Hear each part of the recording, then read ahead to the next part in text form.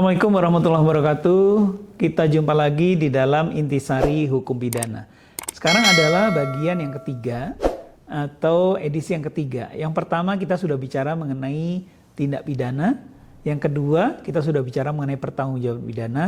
Dan kali ini kita akan bicara mengenai pemidanaan, pidana, dan tindakan. Jadi ketiga hal tersebut yang tadi saya sebutkan, tiga hal itu adalah biasa disebut dengan trias hukum pidana atau tiga konsep dasar dalam hukum pidana material. Jadi mengenai pidana ini kita mula-mula bicara mengenai definisinya apa atau pengertiannya. Kalau kita lihat di dalam literatur hukum pidana, pada umumnya para ahli mendefinisikan pemidanaan sebagai suatu nestapa atau penderitaan yang diberikan oleh negara karena seseorang telah melakukan suatu tindak pidana. Dan karena melakukan tindak pidana itu, maka implikasinya adalah diberikan penderitaan, derita atau nestapa. Dan definisi itu diberikan oleh banyak ahli.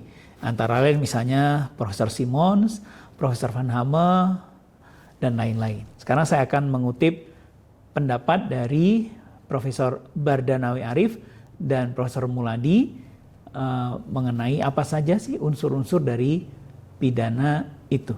Unsur-unsur atau ciri-ciri dari pidana menurut Profesor Muladi dan Profesor Bardanawi Arif adalah yang pertama, merupakan suatu pengenaan penderitaan atau nestapa atau akibat lain yang tidak menyenangkan.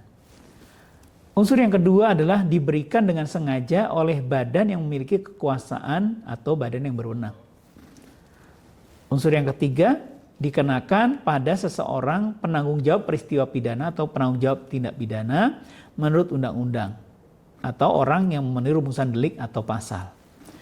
Nah, kita melihat seperti saya katakan tadi bahwa di situ dalam definisi tadi ada kata derita atau ada nestapa ya. Nah, saya memiliki definisi atau pengertian lain mengenai pidana itu. Menurut saya, pidana itu merupakan suatu reaksi formal dari negara melalui putusan hakim terhadap setiap orang atau korporasi yang melanggar norma yang diancam dengan sanksi pidana dalam peraturan perundang-undangan di mana konsekuensi kepada pelakunya itu menyangkut perampasan kemerdekaan, harta, atau konsekuensi lainnya yang ditentukan dalam perundang-undangan. Nah, dari definisi atau pengertian yang saya berikan tadi, maka konsekuensi itu tidak harus berupa penderitaan atau nestapa atau siksaan kepada mereka yang dinyatakan bersalah. Sebabnya disesuaikan dengan falsafah atau teori pemidanaan di mana hanya teori pembalasan saja yang bentuknya atau akibatnya adalah penderitaan. Sementara teori lain seperti restoratif, rehabilitatif, dan lain sebagainya itu bukan nestapa atau bukan penderitaan yang dibebankan kepada si pelaku tindak pidana. Berikutnya kita setelah membahas mengenai apa pengertian dari pidana, kita berbicara mengenai apa filosofi atau teori pemidanaan. Atau dengan kata lain, sebetulnya pidana itu dijatuhkan untuk apa? Untuk mencapai apa? Nah, di dalam literatur kita melihat ada berbagai philosophy of punishment atau tujuan atau teori pemidanaan. Yang pertama yaitu biasa orang menyebutnya sebagai retribution atau retributive justice. Ya, jadi pidana dijatuhkan untuk membalas.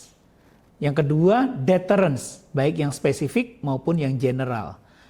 Yang spesifik deterrence maksudnya orang dijatuhi pidana agar dia tidak mengulangi lagi. Sementara yang general deterrence, orang dijatuhi pidana sebagai contoh agar orang lain tidak mencontoh atau mengikuti jejak dari pelaku tindak pidana itu.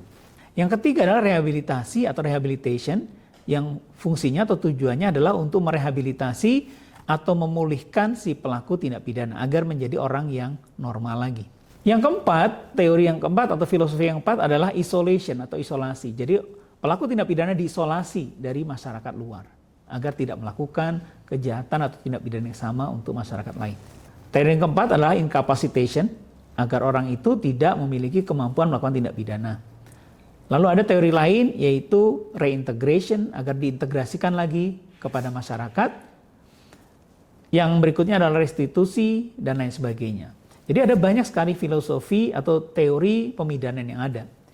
Di dalam buku-buku literatur hukum pidana di Indonesia biasanya dikelompokkan 3 kelompok teori. Yaitu yang pertama teori pembalasan, yang kedua adalah teori tujuan, dan yang ketiga teori campuran atau gabungan. Yang pertama, teori pembalasan itu tujuan dari pemidanaan itu ya tidak ada. Kenapa? Karena pemidanaan dijatuhkan sebagai konsekuensi karena orang telah melakukan tindak pidana. Jadi teori pembalasan itu melihat pidana itu sebagai konsekuensi logis karena orang telah berbuat tindak pidana, orang berbuat kejahatan. Jadi teori ini melihatnya ke belakang atau backward looking, tidak melihat ke depan, tidak melihat apa sih implikasi dari pidana yang dijatuhkan. Teori yang kedua yaitu teori tujuan itu melihat bahwa pidana dijatuhkan tidak backward looking, tidak melihat ke belakang, tapi melihatnya ke depan. Misalnya untuk memperbaiki pelaku, untuk memulihkan korban, untuk melindungi masyarakat, untuk agar orang tidak mengulangi lagi, dan lain sebagainya. Jadi ada tujuan yang ingin dicapai. Itu yang kedua. Yang ketiga, teori gabungan atau teori campuran. Campuran dari apa? Campuran dari pertama pembalasan, dan yang kedua adalah tujuan. Jadi pidana dijatuhkan sekaligus tujuannya membalas perbuatan si pelaku, dan yang kedua tidak hanya membalas tapi juga ada tujuannya misalnya agar dia tidak mengulangi lagi atau agar orang lain tidak mencontoh perbuatan dia dan seterusnya. Jadi ada 3 macam teori yang banyak dimuat di dalam buku-buku hukum pidana di Indonesia maupun di Belanda. Di dalam KUHP nasional atau Undang-Undang Nomor 1 Tahun 2023, masalah pemidanaan, pidana, dan tindakan diatur di bab 3 buku 1. Bab 3 buku 1 KUHP baru atau KUHP nasional berjudul Pemidanaan, Pidana, dan Tindakan. Jadi di dalam buku 1 KUHP baru bab 3 diatur mengenai tujuan pemidanaan, pedoman pemidanaan, dan juga jenis-jenis pidana. Jenis-jenis pidana kalau di KUHP lama hanya 2, yaitu pidana pokok dan pidana tambahan. Di KUHP baru ada 3. Pertama pidana pokok, kedua pidana tambahan, dan yang ketiga pidana yang bersifat khusus. Pidana pokok di dalam KUHP baru agak berbeda dengan KUHP lama. Di dalam KUHP baru, jenis-jenis pidana ada pidana penjara, pidana tutupan, pengawasan, pidana denda, dan pidana kerja sosial. Jadi pidana kurungan tidak ada lagi di KUHP baru. Demikian juga pidana mati itu dikeluarkan dari pidana pokok menjadi pidana yang bersifat khusus.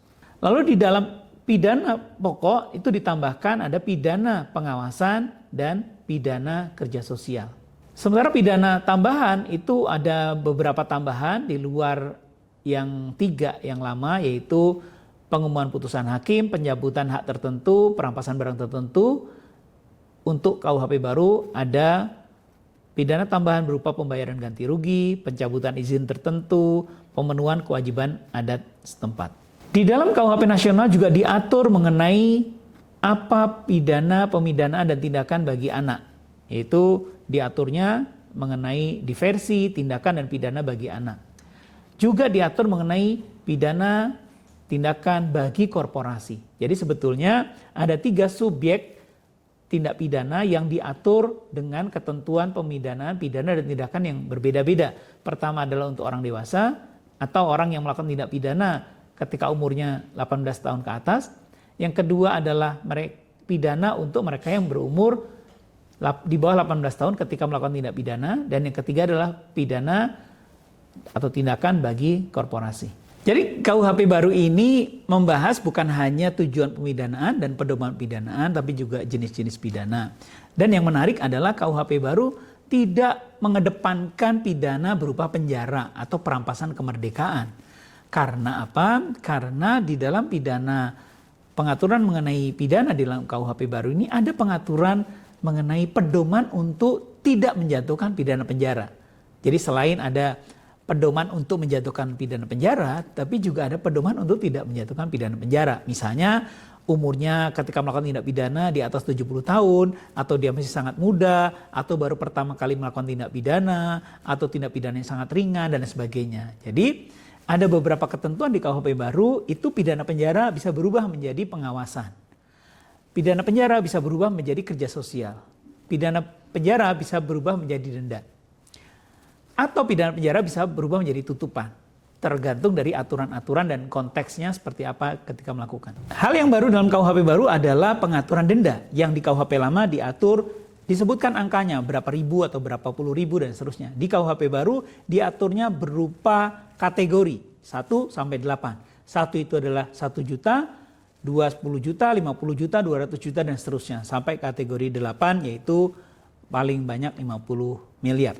Dengan kategori itu maka kalau mau mengubah jadi lebih mudah. Tinggal dibuat saja satu peraturan pemerintah dan diubah kategori 1 sampai 8 itu berapa sehingga tidak perlu mengubah di dalam setiap pasalnya. Yang berbeda dari KUHP baru dibanding KUHP lama adalah pemidanan pidana tindakan bagi anak yang ini sangat sinkron dengan Undang-Undang Sistem Peradilan Pidana Anak.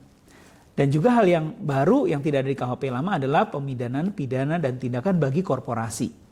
Nah, bagi korporasi ini tentu yang dikedepankan atau menjadi pidana pokoknya adalah pidana denda.